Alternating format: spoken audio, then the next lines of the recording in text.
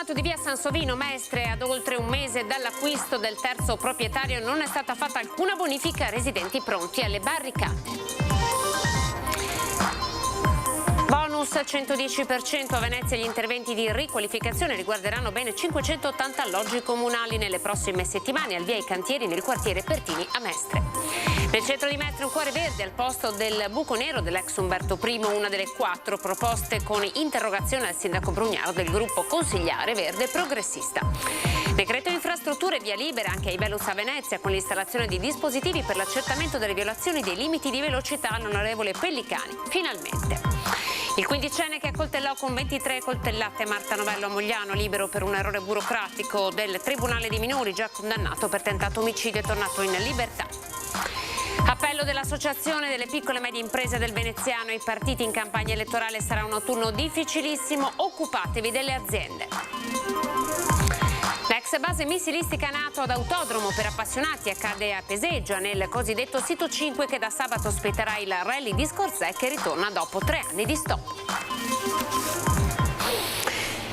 TG Venezia, buonasera, ben ritrovati. Partiamo con Mestre, via Sansovino, degrado a 2 passi dal centro della città, ad oltre un mese dall'acquisto all'asta del terzo proprietario, ancora nessun intervento di bonifica né ambientale né sanitario. Le immagini sono scioccanti.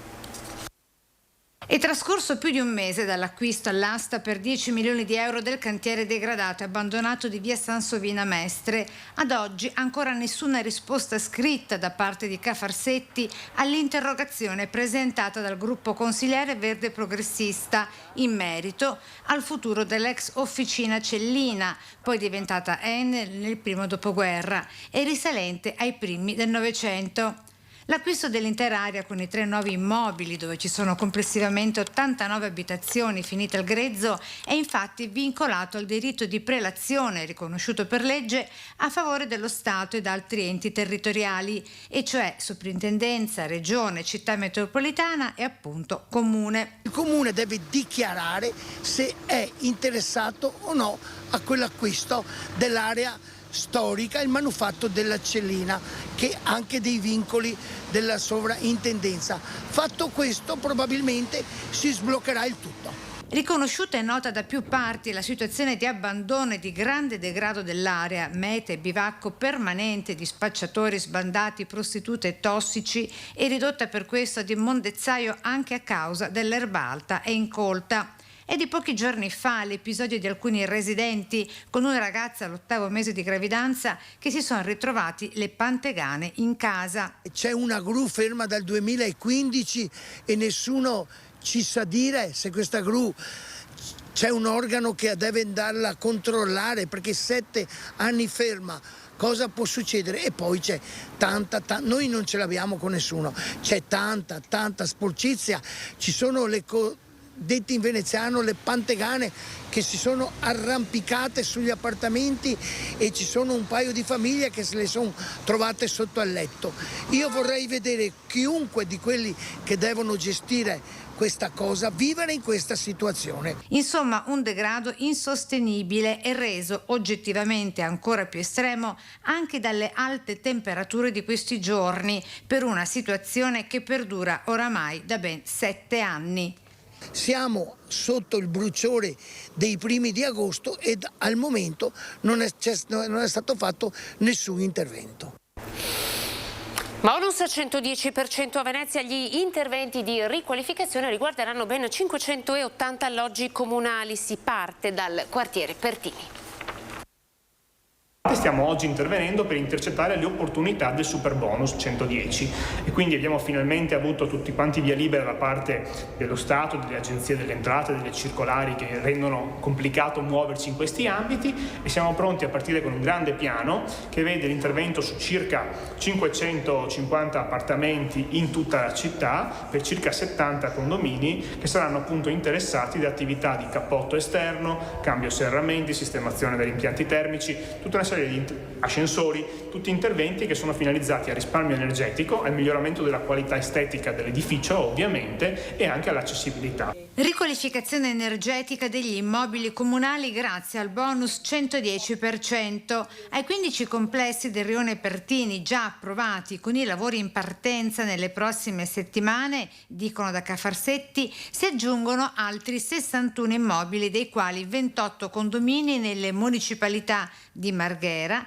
e Chirignago Zelarino, per un totale di oltre 13 milioni di euro di investimenti. Quindi le delibere che noi abbiamo portato sono partite dalla primissima delibera che riguardava il rione Pertini a queste ultime 5, che sono 2 per la Gazzera, una a nord e una a sud, e le altre 3 su Marghera, che ci dovrebbero appunto portare ad una riduzione del circa 260% di quello che è il consumo oggi di gas metano per quanto riguarda i singoli alloggi, e anche quello che è poi la produzione di CO2, quindi un intervento anche sull'ambiente, perché effettivamente lavorare sul cappotto significa non disperdere, lavorare sugli infissi significa anche questo non disperdere e quindi consumare meno. Nel centro di Mestre un cuore verde vitale al posto del buco nero all'ex Umberto I, una delle 4 proposte con interrogazione al sindaco Brugnano del gruppo consigliare verde progressista. Tra le idee avanzate la realizzazione di una casa di comunità da parte dell'ULS 3, una sala studio per gli studenti universitari e l'acquisizione da parte del comune degli edifici storici e vincolati della soprintendenza. L'area da 12 anni in stato di abbandono in progressivo degrado fino a settembre 2019, quando il curatore fallimentare trasferisce la proprietà dall'ISPA, tutto continua però a rimanere immobile. Approvato in Parlamento il via libera all'installazione in laguna di autovelox, proprio come avviene nelle strade. Guardate. Sulla laguna di Venezia potranno essere posizionati dei velox che, come accade lungo le strade, rileveranno e multeranno chi supera i limiti di velocità. Il decreto infrastrutture appena approvato contiene infatti un ordine del giorno che impegna il governo in tal senso, di cui è firmatario il deputato veneziano Nicola Pellicani. Gli autovelox che funzionano sulla strada potranno essere installati anche in laguna, bisognerà trovare appunto, dovranno essere omologati, ma finalmente il Far West che regna sovrano adesso soprattutto lungo il canale di Tessera che porta all'aeroporto, ma un po' in tutta la laguna, che anche per problemi non solo di moto ondoso ma anche di sicurezza, adesso ci saranno dei dispositivi che dovranno essere omologati e installati in laguna senza bisogno che per sanzionare i limiti di velocità sia presente sempre un agente. Se la velocità e il moto ondoso che produce rappresentano un pericolo e a lungo andare un danno alla città, peraltro denunciato e dibattuto da tempo, l'ordine del giorno che estende l'uso dei velox a Venezia rappresenta un impegno scritto nero su bianco su un atto parlamentare al quale il governo non può sottrarsi. La normativa dei velox riguarda solo la strada. Adesso dovrà essere estesa anche alla laguna di Venezia, perché fino adesso non c'era una norma che stabiliva questo, quindi la sanzione la poteva fare il singolo agente volta per volta, ma come sappiamo poi c'erano tutti i ricorsi che venivano puntualmente accolti e quindi nessuno pagava mai sanzioni per eccessi di velocità che sono all'ordine del giorno in laguna. Scarcerato per un errore del Tribunale dei minori l'aggressore di Marta Novello, la giovane di Mogliano Veneto che fu accoltellata mentre faceva jogging. Vediamo. Errori burocratici o di disattenzione di questo tipo sono inammissibili e incomprensibili. In qualità di vittima è stato destabilizzante e sconfortante ricevere questa notizia. Parla per la prima volta tramite il suo avvocato Marta Novello, la studentessa di 26 anni di Marocco di Mogliano, ridotta in fin di vita nel marzo del 2021 dalle 23 coltellate infertele mentre faceva jogging da un 15enne, anche lui del posto, che l'aveva scelta a caso per rapinarla. Il minorenne dal 21 luglio è libero, scarcerato a Napoli per un banale errore nei documenti di notifica del trasferimento dal carcere a una comunità. Comunicazione obbligatoria che doveva essere fatta in anticipo al diretto interessato, quindi entro il 20 luglio, ma la data riportata erroneamente nella pratica è quella del 20 settembre e la notifica non è avvenuta, facendo così scadere i termini e consentendo al ragazzo di tornare in libertà. Il peso psicologico che deriva da questa notizia è immane, prosegue Marta nelle poche righe consegnate all'avvocato Alberto Barbaro, e grava su un percorso lungo, difficile, faticoso e costoso, volto al recupero di un normale stile di vita dopo l'episodio di violenza subito. Recupero che viene ulteriormente complicato e ostacolato da situazioni come questa, continua la ragazza, e la percezione che ne deriva è di una scarsa attenzione alle esigenze di sicurezza della vittima da parte degli uffici preposti, nonostante l'esistenza di una sentenza di secondo grado che ha confermato la pericolosità del ragazzo già dichiarata nella sentenza di primo grado. 6 anni e 8 mesi per tentato omicidio, ridotto in appello a 5, e ora la scarcerazione con il giovanissimo aggressore che risulterebbe irrintracciabile, sarebbe addirittura volato a Londra dove la madre lavora come cuoca. Un allontanamento comunque legale visti i termini di custodia scaduti e in assenza di un ordine del giudice. Circostanze che il difensore del ragazzo, l'avvocato Matteo Scussat, non conferma né smentisce. Rimane lo sbigottimento innanzitutto di Marta e della sua famiglia. Il mio pensiero, conclude nella sua nota la 26enne moglianese, va a tutte quelle donne che avevano già denunciato il loro aggressore, magari ottenendone anche la condanna, senza che questo impedisse allo stesso di commettere successivamente ulteriori atti di violenza o perfino di macchiarsi del loro omicidio, e ciò per l'inefficacia delle misure pensate per tutelare la sicurezza delle vittime. E la ministra della Giustizia, Marta Cartabia, attraverso gli uffici del suo gabinetto, ha chiesto all'Ispettorato di svolgere i necessari accertamenti preliminari, formulando all'esito valutazioni e proposte dopo la scarcerazione dell'aggressione di Marta Lovello. Proprio questa mattina il deputato e capogruppo di Forza Italia in Commissione Giustizia, il vicentino Pierantonio Zanettin, aveva presentato un'interrogazione al ministro Cartabia per sapere se, alla luce delle assurde circostanze che hanno portato al rilascio del quindicenne, spiega Zanettin, non ritenga di attivare i propri poteri ispettivi nei confronti dei magistrati che ne hanno determinato la scarcerazione e quali iniziative intenda assumere per assicurare alla giustizia italiana il colpevole di un così grave delitto. Il deputato definisce la vicenda sconcertante, tanto più considerata la condanna in appello a 5 anni di reclusione. Ed è sconvolta da questa notizia anche la comunità di Mogliano, con il sindaco che noi oggi abbiamo ascoltato. È irrispettosa questa cosa nei confronti di Marta e della famiglia. Il pensiero del sindaco di Mogliano, Bortolato, appreso della scarcerazione del giovane aggressore di Marta Novello, va proprio alla ragazza e alla sua famiglia. Primo cittadino che poi ricostruisce gli ultimi fatti, sottolineando l'impegno di Comune e ULSS nella vicenda. È arrivata questa ordinanza che chiedeva ad ASL e al Comune di trovare in pochissime ore una struttura specializzata per accogliere il ragazzo. Lo abbiamo fatto un miracolo, in pochissimo tempo abbiamo trovato questa struttura, peccato che il ragazzo è risultato irreperibile. Una notizia arrivata come un fulmine a ciel sereno a Mogliano. Siamo allibiti, il ragazzo è stato scarcerato per scadenza dei termini di custodia e questo ci fa vedere come la giustizia italiana spesso non funzioni. Il sentimento del primo cittadino è il medesimo condiviso dai moglianesi per una giustizia che a volte dicono lascia l'amaro in bocca. Non sempre c'è giustizia vera. Ci siamo abituati ormai e dobbiamo andare avanti così. La giustizia purtroppo a volte è una buona di qua, buona di là, però ci stanno tante lacune, da colmare. Purtroppo molte volte le cose capitano proprio per i tempi e forse un po' di leggerezza su alcune cose. Quando è successo ha sconvolto comunque tutti. Una ferita che qui a Mogliano non si è mai completamente cicatrizzata. È una ferita aperta e soprattutto per chi l'ha subito, insomma il fatto grave per Marta, e il pensiero va a lei, insomma alla sua famiglia, e adesso purtroppo questa ferita si riapre. Mentre al centro dei programmi elettorali l'impresa, la preoccupazione di Confapi di Venezia, che lancia dunque un appello alla politica. Se l'emisfero delle promesse elettorali si riduce in un assalto alla spesa pubblica, chiaramente probabilmente l'impresa ne fa le spese. In una campagna elettorale che si preannuncia infuocata, Confapi Venezia chiede alle forze politiche di porre al centro dei loro programmi elettorali il tema dell'impresa e della sua capacità di generare valore. Lo spettro di potenziali ripercussioni negative in vista del prossimo autunno preoccupa l'Associazione delle piccole e medie industrie della città metropolitana di Venezia. L'impresa non è sempre stata al centro del dibattito politico.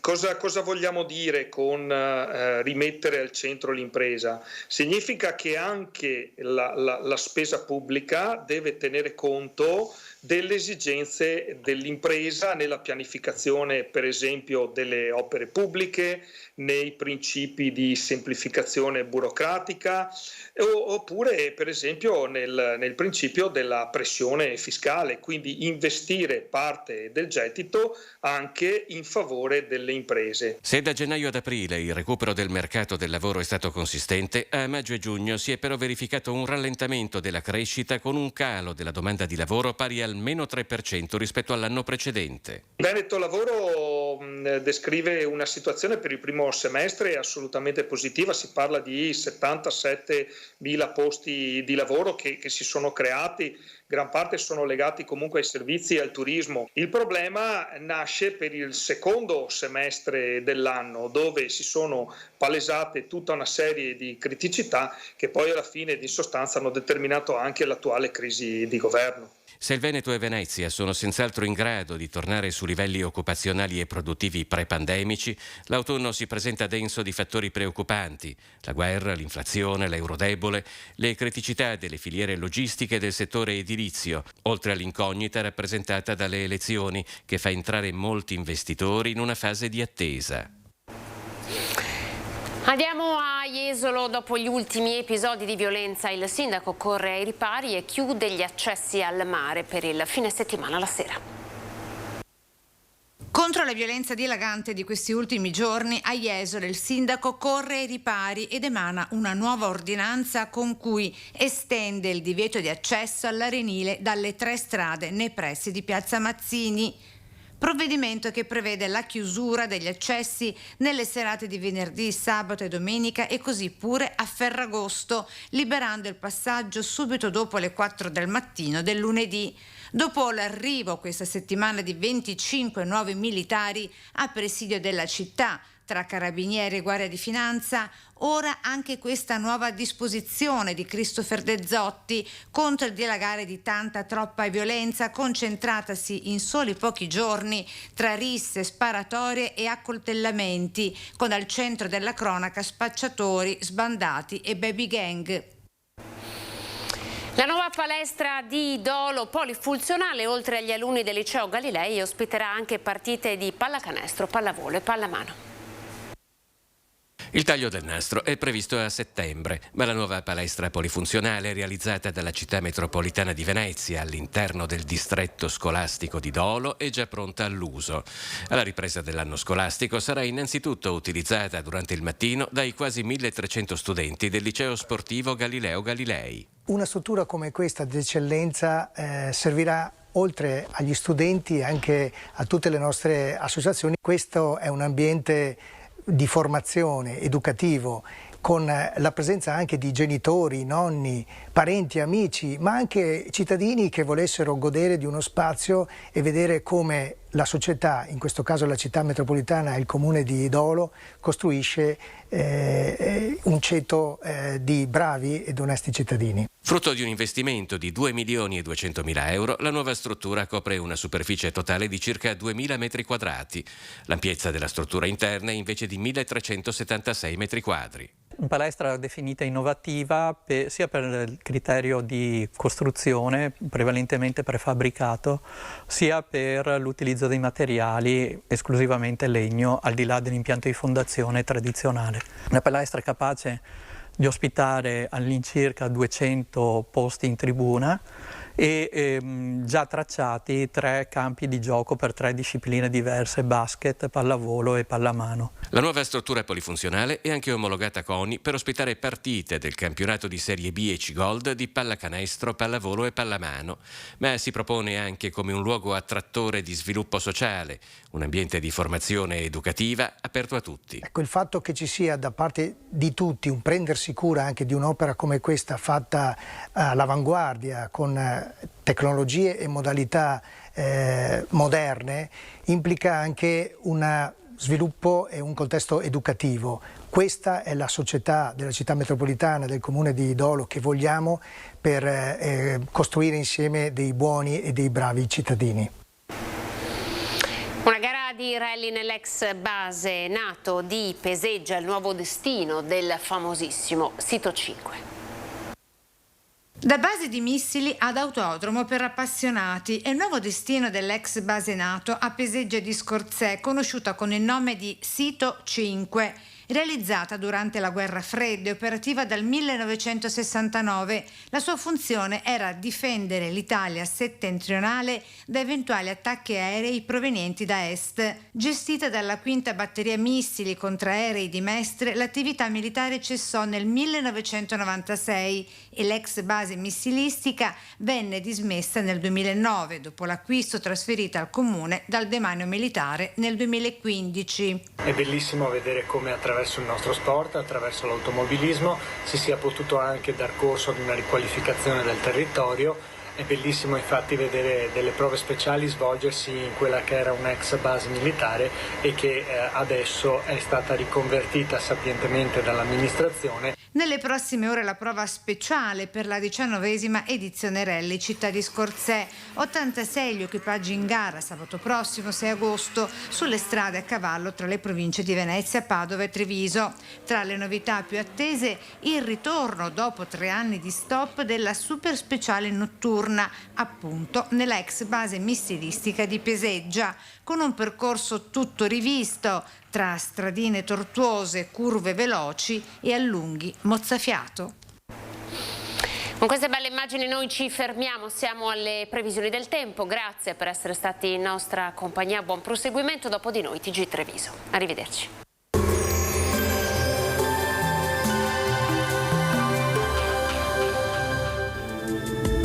Bentrovati al meteo. L'anticiclone africano infiamma l'Italia, ma non mancherà qualche temporale sul nostro territorio. Vediamo in quali zone nel dettaglio di venerdì 5 agosto. Sul Veneto prevale un tempo asciutto e stabile, ampio soleggiamento dappertutto e cielo sgombro da nubi. In montagna qualche addensamento associato a probabili rovesci e temporali sparsi. Temperature in aumento e afa di nuovo alle stelle, minime tra 16 e 26 gradi. Per quanto riguarda invece le massime, la colonnina di Mercurio arriverà a toccare i 37 gradi. Spostiamoci ora sul Friuli Venezia Giulia, anche qui tanto sole, il cielo sarà sereno, ma non è escluso qualche isolato rovescio pomeridiano. Sui rilievi soffieranno venti di brezza. Temperature minime tra 22 e 26 gradi, massime intorno ai 35-37 gradi. Infine diamo uno sguardo alla situazione del Trentino Alto Adige, dove prevarrà il sole, ma avremo anche dei temporali dalle ore più calde e saranno via via più frequenti. Temperature minime intorno ai 19-20 gradi, massime sui 35-37 all'incirca. Dal meteo per ora è tutto, vi auguro un buon proseguimento con Antenna 3.